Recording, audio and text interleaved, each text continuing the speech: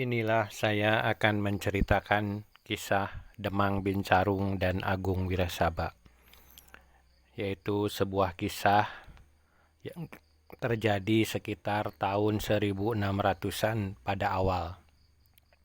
Sebuah kisah yang sangat populer di pegunungan daya luhur, terutama di sekitar Sungai Cidayeuh dan perbukitannya, seperti Desa Cijeruk, Desa Datar, Desa Cilumping, kemudian lagi di Desa Sumping Hayu. Di daya luhur memang yang terkenal adalah tentang apa yang terjadi di daya luhur itu sendiri di pegunungan, yaitu tentang bagaimana kehidupan atau bahasanya perjuangan ataupun Demang Bincarung itu sendiri. Demang Bincarung memang tidak diketahui nama aslinya di daya luhur. Dia hanya diketahui berdasarkan dia memelihara seekor burung yang bernama burung bincarung yang dikenal oleh orang daya luhur itu.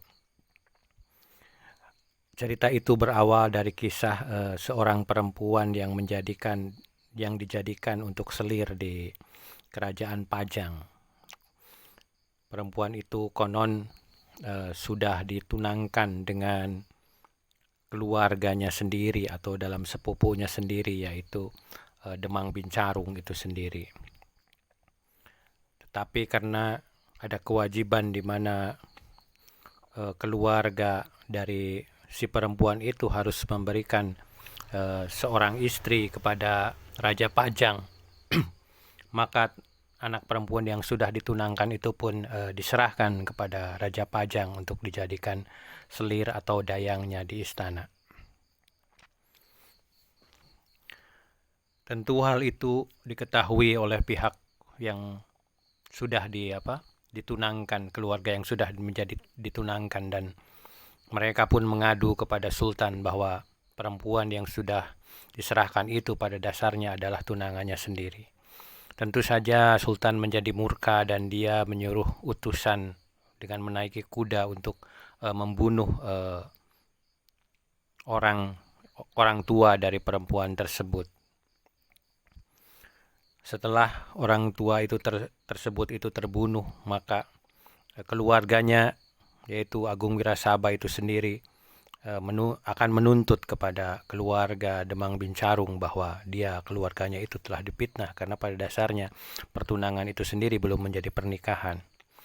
Demang Bincarung yang kebingungan akhirnya bermaksud untuk melarikan diri ke daya luhur, ke sebuah tempat di mana banyak perbukitan dan gunung-gunung, sehingga dia di hutan itu dia akan bisa bersembunyi atau paling tidak mengamankan diri.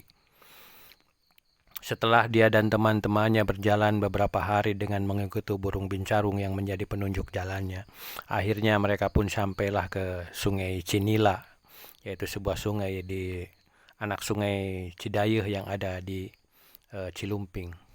Di sana dia bersama Rara Sukartia membangun kehidupan baru, di mana memang istrinya itu yang sudah terbiasa hidup enak itu pun akhirnya harus bisa menumbuk padi ataupun pekerjaan-pekerjaan sebagaimana wanita kampung yang ada di tempat itu. Tentu pelarian itu pun diketahui oleh Agung Wirasaba. Kemudian Agung Wirasaba pun menyusul bersama pasukannya, dan dia di atas Gunung Undem, atas petunjuk seorang tua yang ada di Desa Datar, menunjukkan di mana lokasi-lokasi bersembunyinya Demang Bincarung tersebut. Setelah mengetahui strategi apa yang akan dia ucapkan, dia pun di Singaraja di atas batu singa berdiri untuk mengatur pasukannya, bagaimana cara menangkap Demang Bincarung yang bersembunyi di atas perbukitan itu. Sementara untuk perlawanan itu, Demang Bincarung juga itu membuat sebuah katapul dari kayu untuk melemparkan batu-batu ke arah pasukan Agung Wirasaba, sehingga Agung Wirasaba sendiri mengalami kesulitan untuk menangkapnya. Tetapi dari pihak Agung Wirasaba itu masih dibantu oleh penduduk setempat, di mana konon itu dia menggunakan selendang, dia menolak batu-batu yang berterbangan tersebut, sehingga tidak sampai kepada pasukan Agung Wirasaba. Kemudian selanjutnya ada sebuah bukit di antara dua pasukan itu, yaitu yang disebut dengan Gunung Pabeasan. Di sana itu ada huma padi yang menjadi pusat perbekalan bagi kedua belah pihak, sehingga terjadi perebutanlah untuk memperebutkan Gunung Pabeasan tersebut. Dikarenakan sulit untuk menangkap Demang Bincarung secara berhadap-hadapan, akhirnya Agung Wirasaba memutuskan sebagian pasukannya menuju ke muara sungai Cidayeuh dan Cibeet. Di sana, di sebuah tempat yang bernama Banekong, dia menyuruh pasukannya untuk menyerang hendap dari belakang pasukan Demang Bincarung. Tetapi di samping itu, ketika peperangan sedang sengit, istrinya Demang Bincarung akhirnya melarikan diri bersama pria lainnya karena tidak ingin terlibat menjadi korban peperangan antara Demang Bincarung dan Agung Wirasaba. Dalam kesedihannya, Demang Bincarung akhirnya mengalami kekalahan perang dan dia akhirnya seluruh pasukan dan dia sendiri meninggal di tepi sungai Cidayeuh. Dan dia meninggal di atas sebuah batu yang disebut dengan Batu Demang. Tetapi walaupun Demang Bincarung itu adalah seorang pemberontak, Agung Wirasaba tetap menguburkannya karena bagaimanapun juga Demang Bincarung adalah termasuk ke dalam keluarganya sendiri. Kuburannya ada di Bojong Cilumping.